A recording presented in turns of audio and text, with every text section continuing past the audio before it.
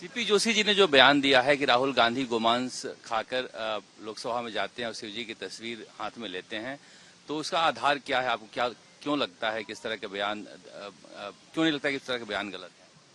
देखिए, ऐसा है, सीपी जोशी जी ने जो कहा है वो उन्होंने ये माने खाली राहुल गांधी नहीं, उन सब के लिए कहा है जो किसी भी रूप में गौमांस के पक्ष में है, गोमांस के गो काटने के पक्ष में है, गो हत्या। राहुल गांधी के लिए कहा है।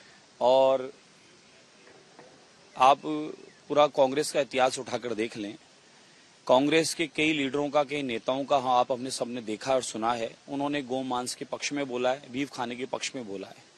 तो हम उन सब का विरोध करते हैं जो गोमांस खाने के पक्षकार हैं, गो को काटने के पक्षकार हैं। गौ माता हमारी जगत जननी है, देवताओं की माँ है और हमारे लिए, भारतवासियों के लिए सबसे पूज्य है गौ माता। इसलिए हम सब उनका विरोध करते हैं जो गोमांस के पक्ष में, गौ को काटने के पक्ष में है।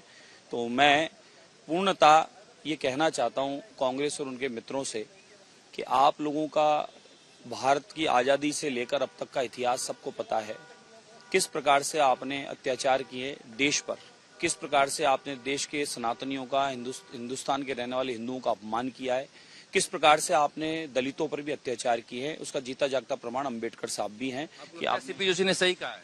देखिए, मैंने क्या कहा, जो गो हत्या के पक्ष में है, गो मांस के पक्ष में है, उस पक्ष वाले वो सारे उनके विरोध में हम हैं।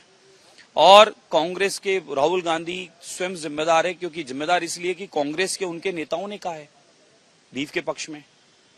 कांग्रेस के लीडर उनको लीड कर रहे हैं सदन में, तो उनको लीड करने वाले क्या अपने नेताओं को रोकेंगे गो मांस से, गो हत्या से? उन्होंने रोका आज तक? उनके बयान पर कभी कुछ कहा? उन्होंने कभी कुछ नहीं कहा, चुप्पी साधे रखे। यानी वो पक्षकार हैं, यानी वो खुद इस पक्षकार हैं गो माता की हत्या के।